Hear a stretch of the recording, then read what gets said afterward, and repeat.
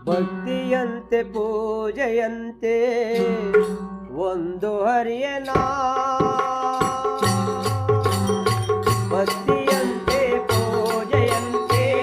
ಒಂದು ಹರಿಯನ ಪಾಪವಂತೆ ಪುಣ್ಯವಂತೆ ಕಾಣೆನಯ್ಯನ ಪಾಪವಂತೆ ಪುಣ್ಯವಂತೆ ಕಾಣೆನಯ್ಯನ ಶಿವಪ್ಪ ಕಾಯುತ್ತಂತೆ ಮೂಲೋಕ ಸ್ವಾಮಿ ದೇವ ಹಸಿವೆಯನ್ನು ತಾಳಲಾರೆ ಕಾಪಾಡೆಯ ಹರನೇ ಕಾಪಾಡೆಯ ಶುದ್ಧನ